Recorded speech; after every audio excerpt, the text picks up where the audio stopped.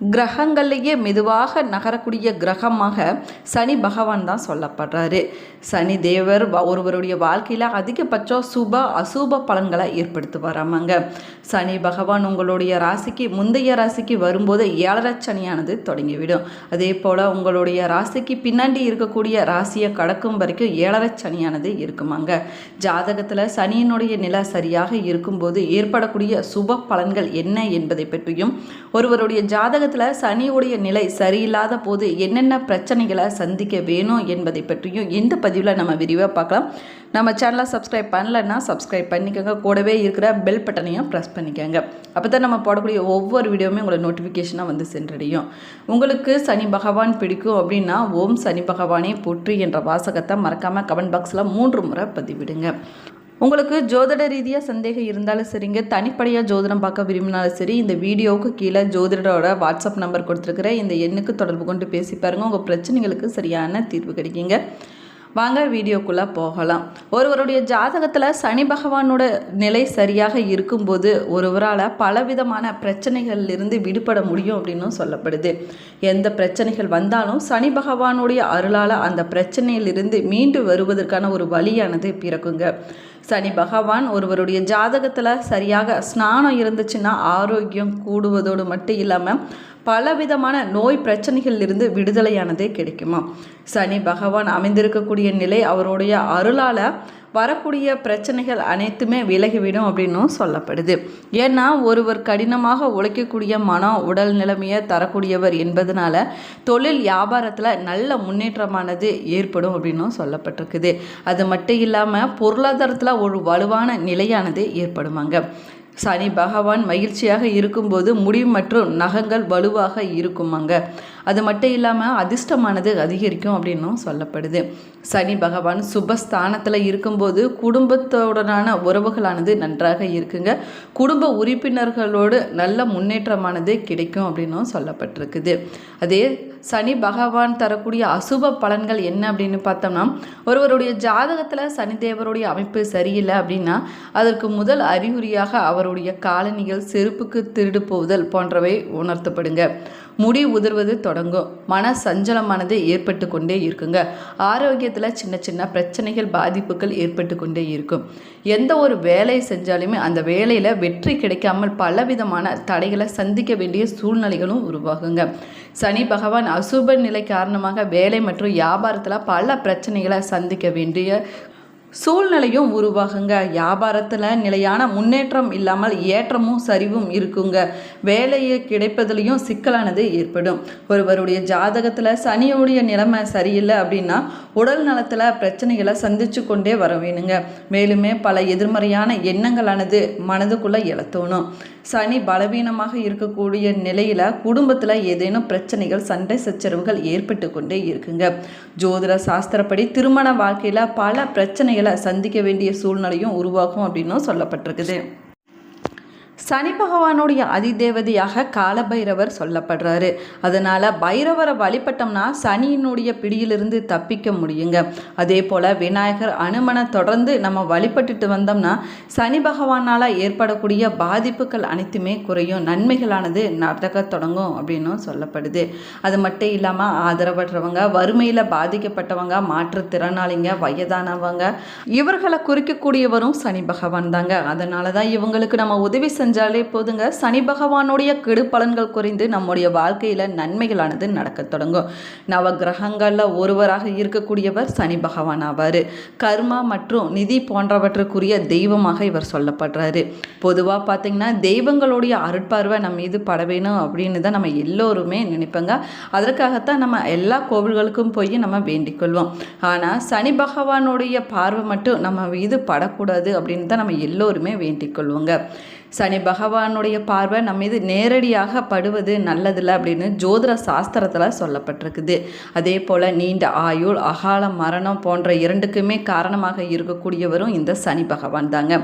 சனி பகவான் ஒருவருடைய ஜாதகத்தில் ஆட்சி பெற்றாலோ உச்சம் பெற்று இருந்தாலோ அனைத்து விதமான சௌபாகியங்களும் அவங்களுடைய வாழ்க்கையில் நடக்க தொடங்கும், அவங்களுடைய வாழ்க்கையில் உயர்ந்த நிலையை அடைவாங்க அப்படின்னும் சொல்லப்படுது.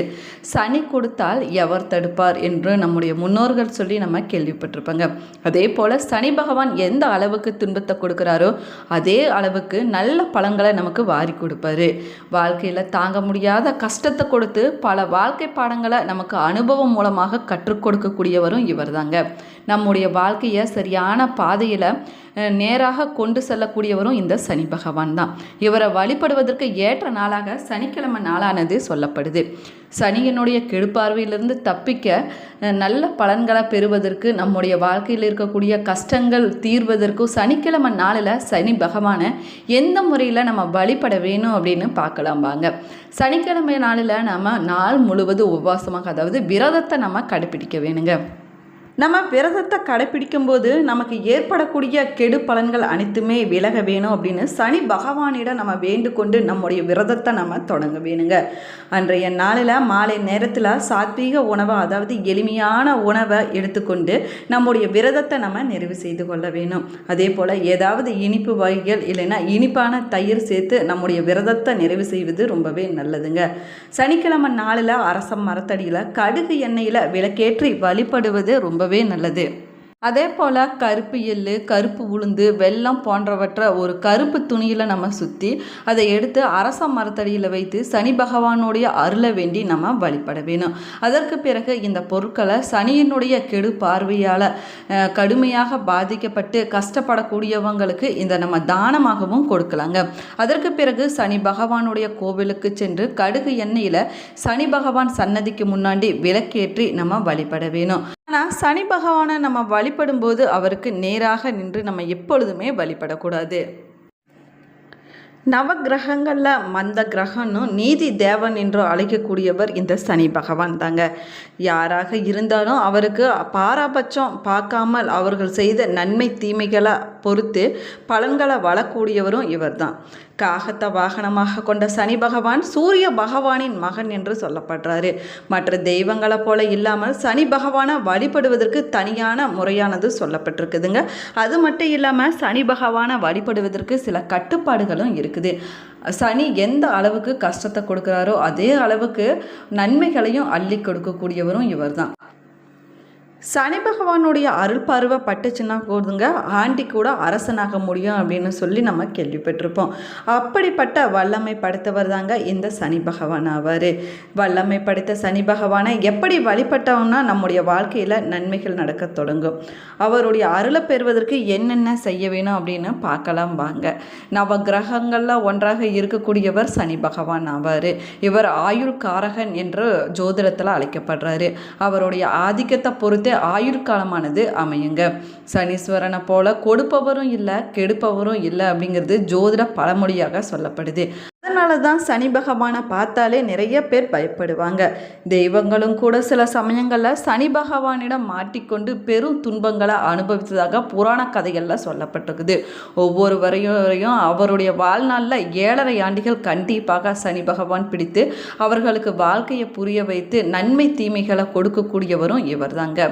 அதே போல் அவரவர் ராசிகளில் சனீஸ்வரன் சஞ்சரிக்கும் போது பல கஷ்டங்களையும் நஷ்டங்களையும் தந்து துன்பப்படுத்தி அதற்கு பிறகு அந்த ராசியை விட்டு அடுத்த ராசிக்கு செல்லும் போது நஷ்டங்களை ஈடு செய்யக்கூடிய வகையில் மகிழ்ச்சியும் செல்வத்தையும் கொடுக்கக்கூடியவரும் இவர் தாங்க. சனி தோஷம் இருக்கக்கூடியவங்க சனி நிவர்த்தி செஞ்சாங்கன்னா சனீஸ்வரன் மகிழ்ச்சி அடைவாராமாங்க. தாக்கத்தை குறைத்து பல நன்மைகளை கொடுப்பார் அப்படின்னும் சொல்லப்படுது. இதில் 7.5 சனி காலம் ரொம்பவே கஷ்டமான காலமாகுங்க. இந்த நேரத்தில் சனியினுடைய பாதிப்பை குறைப்பதற்காக சனி பகவானுக்கு விருப்பமான விஷயங்களை செஞ்சுட்டு வந்தோம்னா சனி பகவானால் ஏற்படக்கூடிய கஷ்டங்கள் சற்றே குறையும் அப்படின்னு சொல்லப்படுது. சனிக்கிழமை நாளில் அதிகாலையில் எந்திரிச்சு குளித்து விட்டு நம்ம வீட்டு பூஜை அறையில் காலை மாலை மதிய வேளையில் எந்த உணவு வகையிலுமே நம்ம சாப்பிடாமல் பால் பழம் தண்ணீர் மட்டும் சாப்பிட்டு நம்மளுடைய விரதத்தை நம்ம கடைப்பிடிக்க வேணும். மாலை நேரத்தில் சனி பகவானுக்கு நல்லெண்ணெய் தீபம் ஏற்றி வழிபட வேணும். அதற்கு பிறகு இரவு நேரத்தில் ஏதேனும் ஒரு எளிமையான உணவை சாப்பிட்டு நம்முடைய விரதத்தை நம்ம நிறைவு செய்து கொள்ளலாம். அதோடு சனிக்கிழமை நாளில் மாலை நேரத்தில் கோவிலுக்கு சென்று சனி பகவானுக்கு உரிய கருப்பு வஸ்திரம் சாற்றி நம்ம வழிபட வேணும். அதே போல் கருப்பு எள், வேக வைத்த சாதம் போன்றவற்றை படைத்து தீபம் ஏற்றி வழிபட்டுட்டு வந்தோம்னா நம்முடைய வாழ்க்கையில் நல்ல பலன்களானது கிடைக்க தொடங்கும் அப்படின்னு சொல்லப்படுது. சனிக்கிழமை விரதம் எல்லா மாதத்துலையுமே நம்ம கடைப்பிடிக்கலாம்.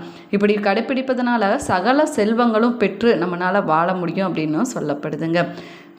சனிக்கிழமை நாளில் நம்ம நவகிரகத்தை சுற்றி வழிபடும் போது சனீஸ்வரனை நேருக்கு நேர் நின்று நம்ம வழிபடாமல் சனி பகவானுடைய சன்னதியில் பக்கவாட்டில் நின்று அவரை நம்ம வழிபட வேணும். இப்படி வழிபட்டோம்னா சனி பகவானுடைய கெடு பார்வையால் நமக்கு எந்தவித தீங்கும் ஏற்படாதாமாங்க. மேலுமே 7.5 சனி, பாதச்சனி, ஜென்மச்சனி, அஷ்டமச்சனி நடைபெறக்கூடிய பட்சத்தில் அதனால் பாதிக்கப்பட்டவங்க சனி பகவானை 27 முறை வலம் வந்து எல் விளக்கு ஏற்றி வழிபட்டாங்கன்னா சனி பகவானுடைய தாக்கமான சற்றே குறையும், வரக்கூடிய ஆபத்துக்களானது விலகும் அப்படின்னு ஐதீகமாக சொல்லப்படுது. அதே போல் காகத்துக்கு தினமுமே உணவு வைப்பதனால சனி பகவானுடைய தாக்கமானது சற்றே குறையுமாங்க. அதுலேயும் குறிப்பாக எல் கலந்த சாதத்தை உணவாக வைப்பதனால சனி தோஷமானது நீங்கிவிடும் அப்படின்னு சொல்லப்படுது. சனி பகவானை எப்பொழுதுமே நம்ம விழுந்து வணங்கக்கூடாதுங்க. இப்படி சனி பகவானை நம்ம வழிபடுவதனால நம்முடைய வாழ்க்கையில் சகல செல்வமும் கிடைக்குங்க. சனி தோஷத்தால் ஏற்படக்கூடிய துன்பங்களிலிருந்து நமக்கு விடுதலையானது கிடைக்கும். திருமண தடையானது விலகும். தோஷங்கள் மற்றும் கர்ம வினைகள் அனைத்துமே விலகிவிடும். நம்ம செஞ்ச பாவங்கள் அனைத்துமே விலகி நீண்ட ஆயுளானது கிடைக்கும் அப்படின்னு சொல்லப்படுது. இந்த பதிவு உங்களுக்கு பயனுள்ளதாக இருக்குது அப்படின்னு நினைக்கிறேன். இந்த பதிவு உங்களுக்கு பிடிச்சிருந்தால் லைக் பண்ணுங்கள், ஷேர் பண்ணுங்கள், கமெண்ட் பண்ணுங்கள். நம்ம சேனலை சப்ஸ்கிரைப் பண்ணலைன்னா சப்ஸ்கிரைப் பண்ணிக்கோங்க. கூடவே இருக்கிற பெல் பட்டனையும் ப்ரெஸ் பண்ணிக்கோங்க. Thank you friends.